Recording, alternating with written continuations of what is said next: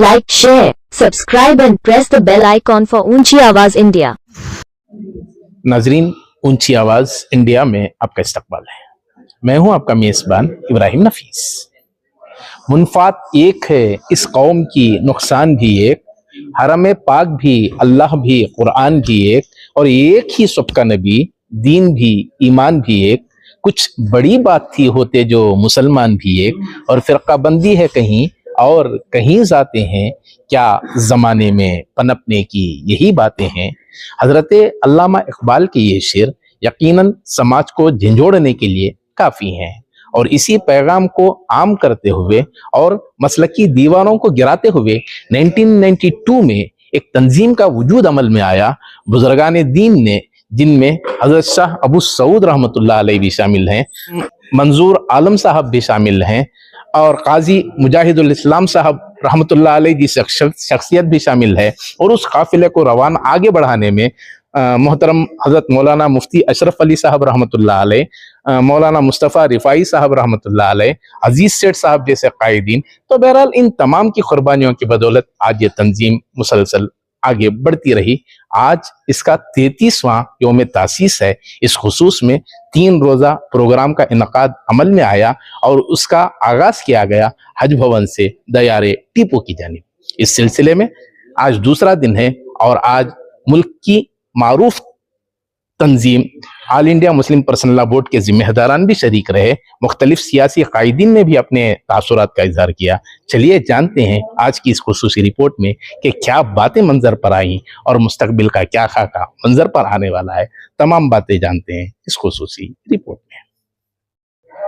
मिल्ली कौंसिल का आज दूसरा दिन का इजलास रहा है, तक की क्या कारकर्दगी रही और आप मुस्तकबिल की क्या मंसूबे रखते हैं इस सिलसिले में? ऑल इंडिया मिल्ली कौंसिल का अल्हम्दुलिल्लाह आज जो है 33वां यौम तासीस है। आज से 33 साल कबल ऑल इंडिया मिल्ली कौंसिल का क़ियाम अमल में आया था हमारी इसी रियासत में, और ये इत्तेहाद मिल्लत के साथ साथ मुसलमानों के दरमियान इत्तेहाद के साथ साथ इस मुल्क में से जो है फासिज़म को ख़त्म करना और यहाँ जो दस्तूरी हुकूक़ अवाम को फराहम किए गए उन हुकूक़ की बाजियाबी है। तो इस मौके पर 33वें यौम तासीस के मौके पर ऑल इंडिया मिल्ली कौंसिल ने अपनी इस तकरीब को बाफ़ैज़ बनाने के लिए ये थीम जो है तजवीज़ की कि अदालतों के ज़रिए से इंसाफ की फराहमी और हिंदुस्तान में अक़लियतों के दस्तूरी हुकूक़। ये बहुत अहम मौजू है। इस वक्त जो है अदालतें जो एक आज़ाद इदारे की हैसियत से वजूद में आई थी, दस्तूर ने उसको एक आज़ाद इदारा बनाया था, इस वक्त वो भी जो है ज़द में आई हुई हैं और अदालतों के ज़रिए से एक तो इंसाफ की फराहमी में ताख़ीर हो रही है, और दूसरी तरफ जो है इंसाफ के ख़िलाफ़ भी जो है ऐसे फ़ैसले सादिर हो रहे हैं जिससे मायूसी का माहौल पैदा हो रहा है। तो इस सूरत हाल में जो है जायज़ा लेने की ज़रूरत है और आगे जो है उस सिलसिले में रिफॉर्म्स की भी ज़रूरत है। इसीलिए आज की इस तकरीब में मुल्क की एक मारूफ वकील, सुप्रीम कोर्ट के जो सीनियर वकील हैं और अदालती कार्रवाइयों के सिलसिले में उन्होंने बहुत सारा काम किया है, यानी मिस्टर प्रशांत भूषण, उनको दावत दी गई है और उन्होंने इस मौजू पर अपना खिताब पेश किया। इनके अलावा हज़रात उलमाए किराम और सियासी कायदीन को भी दावत दी गई थी। सियासी कायदीन को दावत देने का मकसद ये था कि हम उनके सामने ये तकाज़ा, ये बात रखें कि वो मुसलमानों के नुमाइंदे हैं, कौम के नुमाइंदे हैं, और मुक़न्नना में चाहे वो पार्लियामेंट हो या फिर जो है असम्बली या लेजिस्लेटिव काउंसिल, उसमें उन्हें ये जिम्मेदारी को अदा करनी है। इस पैगाम को देने के लिए उन्हें तलब किया गया था। अल्हम्दुलिल्लाह बहुत उम्दगी के साथ ये कार्रवाई अंजाम पाई है और हमारी ये जो तकरीबात हैं ये से-रोज़ा हैं। कल गुज़िश्ता अल्हम्दुलिल्लाह ऑल इंडिया मिल्ली कौंसिल का एक कारवान इत्तेहाद के उन्वान से निकाला गया था, और कल आइंदा इंशाअल्लाह ये सारा दिन जो है मिल्ली कौंसिल के अराकीन ज़िम्मेदारान सर जोड़ कर बैठेंगे और आइंदा के लिए मनसूबाबंदी करेंगे। आज जो बातें आई हैं उनको पेश नज़र रखते हुए हुकूक़ की बाजियाबी भी और अदालतों के ज़रिए से इंसाफ की फराहमी भी इस ज़िम्न में क्या काम हो सकता है उस पर गौर व फिक्र किया जाएगा, मनसूबा बंदा होगी। कानूनी मसाइल पर बेदारी मुहिम के तौर पर स्कूली तलबा हैं, कॉलेजेस के तलबा हैं, वहाँ कुछ मुहिम का कुछ खाका वगैरह जी अल्हम्दुलिल्लाह, तरतीब है? अभी जो है कल की जो नशिस्तें हैं उसमें एक नशिस्त कानून से मुतालिक ही खालिस रखी गई है। ऑल इंडिया मिली काउंसिल के 3 शोबजात हैं जो इस ज़िम्न में इस मामले में काम करते हैं। एक तो लीगल एड का मामला है, उसका एक मुस्तकिल शोबा है, और दूसरा शोबा जो है वो legal forum for people's right का है, और तीसरा शोबा ह्यूमन राइट्स एंड जो है जस्टिस का है। ये तीनों शोबजात में एक मंसूबा तैयार किया गया है जिसमें कानून के मुतालिक 2 चीज़ें हैं। एक तो कानूनी इमदाद है और दूसरा जो है कानूनी जो है जानकारी का पैदा करना। पहले तो मैं ऑल इंडिया मिली काउंसिल को बधाई देना चाहता हूं उनके फाउंडेशन डे पर। दूसरा मैं ये कहना चाहता हूं कि देखिए देश के हालात बहुत ख़राब हैं। आज अल्पसंख्यकों के ऊपर बहुत हमला इस सरकार के द्वारा किया जा रहा है, इस सरकार और उनके पिट्ठुओं के द्वारा। आज सारे जितने स्वतंत्र संस्था थी जैसे election commission, controller and auditor general और काफ़ी हद तक न्यायपालिका को भी सरकार के कब्जे में कर लिया गया है और उनकी स्वतंत्रता ख़त्म करी गई है, और मीडिया को भी अपने कब्जे में सरकार ने कर लिया है। लेकिन अच्छी बात यह है कि एक इंडिपेंडेंट मीडिया सोशल मीडिया और इंटरनेट पर खड़ी हो गई है, और उसकी वजह से मेरा मानना यह है कि पब्लिक ओपिनियन आज सरकार के खिलाफ है। इलेक्शन वो भले ही जीत जाएं, थोड़ा हर तरह की बेईमानी करके घूस, सरकारी पैसे से घूस देकर जैसे इन्होंने बिहार में किया, लेकिन पब्लिक ओपिनियन खिलाफ है। तो मेरा मानना यह है कि अगर हम लोग सब डटे रहे और सही बात कहते रहे और गलत चीज़ें जो हो रही हैं उसके खिलाफ आवाज़ उठाते रहे और सत्याग्रह की तैयारी अगर हमने कर ली, तब फिर ज़रूर हालात बदलेंगे, ये व्यवस्था बदलेगी और ये हुकूमत जाएगी, और फिर से एक ऐसा ज़माना आएगा जहाँ पर लोगों के मौलिक अधिकारों की रक्षा करी जाएगी, सारे इंस्टीट्यूशंस फिर से सुधारे जाएंगे और इस देश में फिर से खुशहाली आएगी। ये मुस्लिम पर्सनल के बोर्ड के बाद दूसरे तर्जीम अगर है तो मिली काउंसिल कर सकती है। इसमें तमाम मसलक, तमाम जमात, तमाम सियासतदान सबको इकट्ठा करके एक आवाज़ बन सकती है। वो कोशिश हुई है। आज प्रशांत भूषण ने पूरा अपना सही एक नज़रिया रखा है और मुझे उम्मीद है हम सब लोग इसमें जुड़कर जो है मेहनत के साथ काम करेंगे। जिसे भी कौम का दर्द है वो आना ज़रूरी है। आज बदकिस्मती से कौम के दर्द से ज़्यादा कुर्सी का दर्द शुरू हो गया है। अब कर्नाटक के अंदर देख रहे हैं आप, ये कुर्सी को 3-6 महीना से मैं बढ़तूँगी, तू बढ़तूँगी, तू बढ़तूँगी, मैं बढ़तूँगी, अभी तक फैसला ही कुछ नहीं हुआ।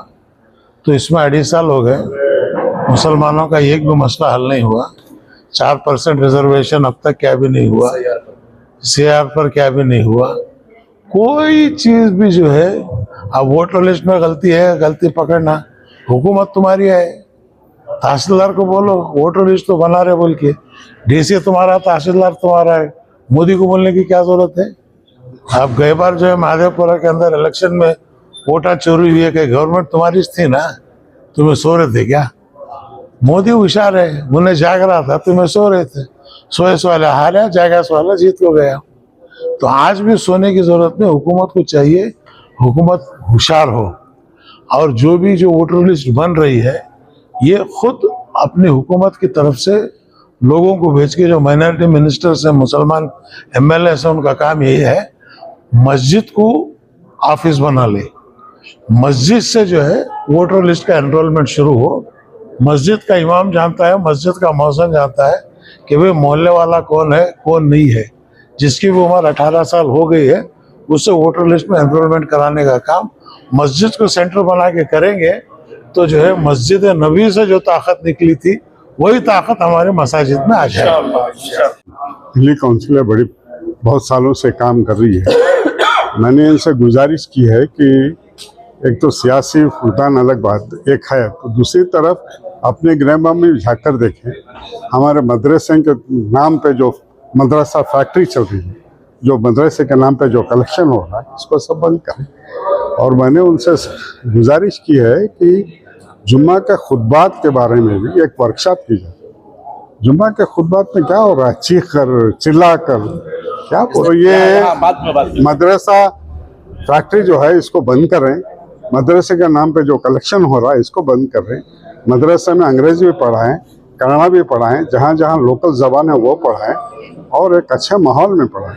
ये जो हो रहा है ठीक नहीं है। हर जगह जो कलेक्शन हो रहा है, उलमा इकराम की मैं बड़ी इज्जत करता हूँ, मेरे सारे सियासी सफ़र में उलमा इकराम की दुआएं शामिल रही हैं और जब तक हैं हम उलमा इकराम के साथ रहें, मगर जो हो रहा है वो ठीक नहीं है। इस सिलसिले में पहल हुई है सर, खुतबात के उन्वान पर बाकायदा हर जुमा कहाँ हो रहा है यार, मैं रिलीज किए जा रहे हैं, नहीं हो रहा, वहां तक आवाज नहीं पहुंच पा रही है। उसे मजीद मुअस्सर बनाने के लिए क्या किया जाना चाहिए? क्या इनको एक वर्कशॉप करना चाहिए, हर जगह ये करना चाहिए कि ये पॉइंट इस जुमा को ये बोलना चाहिए, इस जुमा में ये बोलना चाहिए, तरबियती। अरे मुस्लिम ममालिक में तो ऐसा नहीं होता ना। यहाँ आप एक घंटा बयान करते हैं, आलतू फालतू बातें करते हैं, ठीक बात नहीं करते आप, तो इससे मेरा गिला है। ये मैंने कहा कि हमारे गिरेबा में भी झाँक कर देखना चाहिए और आज के हालात हाजिरा में बड़ा हमको चौकन्ना रहना चाहिए। मैंने नौजवानों से भी अपील की है, हम दूसरों हमारे दोस्त अहबाब से भी अपील की है कि हमारे बच्चों के ऊपर नज़र रखें। अपना मोबाइल किससे कहाँ से आ रहा है, किसी अजनबी से फ़ोन आ रहा है तो उस अजनबी के फ़ोन पे किसी को रेस्पॉन्ड ना करें, पता नहीं वो फ़ोन कहाँ से आ रहा है, कब से आ रहा है। अब जो दिल्ली के हालात के बाद जो माहौल बना है, तो हमको हमारे बच्चों को बड़ा चौकन्ना रहना चाहिए। मजहबी जमातों को भी घेरे में ले लिया गया है। हाँ, इसमें हमको चौकन्ना रहना चाहिए। शुक्रिया।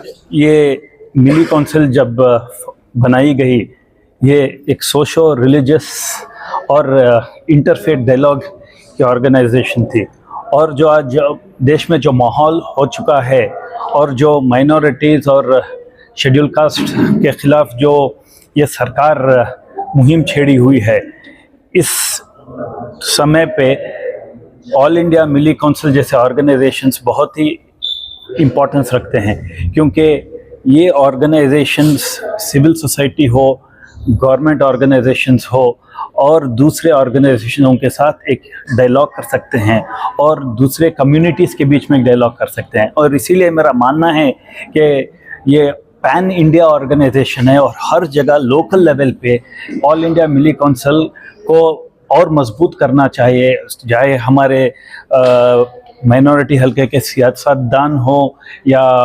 एजुकेशनिस्ट हो, सिविल सोसाइटी हो, इन सबको ऑल इंडिया मिली काउंसिल में आके पार्टिसिपेट करना है। और ये जो ऑल इंडिया मिली काउंसिल का जो ऑब्जेक्टिव है उसे आगे लेके जाना है। क्या ऑब्जेक्टिव्स हैं वो अपनी जगह, लेकिन सोशल इश्यूज पर जिस तरह की पहल होनी चाहिए था, वो तंजीमों में किस हद तक अवेयरनेस है उस सिलसिले में? पूरा देखो, तंजीम ये तो 1992 से मिली काउंसिल हैं, लेकिन मेरा मानना है कि ऐसे ऑर्गेनाइजेशंस को सियासतदान, सिविक सोसाइटी और जो हमारे कौम में जो हैसियत रखते हैं वो लोगों को भी आगे आके इन्हें सपोर्ट करना चाहिए, क्योंकि इनके सपोर्ट के बगैर इदारा चलाना भी एक चैलेंज है। सोशल जब इश्यूज पैदा होते हैं उस वक्त से सही गाइडेंस न होने की वजह से भी कई मरतबे दुश्वारियां उभर कर सामने आ रही हैं।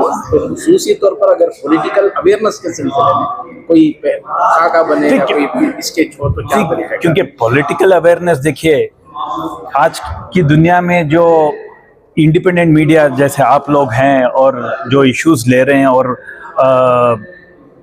पब्लिक को लेके आ रहे हैं, कौम को लेकर आ रहे हैं, और पॉलिटिकली अवेयर रहने का हर नागरिक और सिटीजन को ज़रूरत है, और ख़ासकर हमारे मुसलमान कौम को और ज़रूरत है। क्योंकि क्या हो रहा है, जो मौजूदा केंद्र सरकार है उनका ऑब्जेक्टिव ही ये है कि मुसलमान कौम को सेकंड क्लास सिटीजन बना जाए, और उनकी पूरी पॉलिटिक्स ही एंटी मुस्लिम स्टैंड पे खड़ी है। इसीलिए हमें और चौकन्ना रह के और प्रोग्रेसिव रह के, और हम हमेशा कहते आ रहे हैं, हम लोग हमारे खुद के पैरों पर हमारी कम्युनिटी सेल्फ सफिशिएंट होकर जब तक नहीं उभरेंगे, ऐसे हमले होते रहेंगे। और ये इनका स्टेटेड पोजीशन है कि ये सेक्युलरिज्म नहीं चाहते और ये इलेक्शन ही जीत रहे हैं anti Muslim agenda, anti minority agenda. और इससे और डेंजरस क्या हो गया है, इनके साथ कॉन्स्टिट्यूशनल अथॉरिटीज कॉम्प्रोमाइज हो चुके हैं। नाजरीन, हमारी ये रिपोर्ट आपको कैसी लगी हमें ज़रूर इत्तला करें, और अभी तक आपने हमारा चैनल सब्सक्राइब नहीं किया है तो सब्सक्राइब कर लें और नीचे घंटी के बटन को दबाएं ताकि हर नोटिफिकेशन आप तक बराबर पहुंचे। शुक्रिया।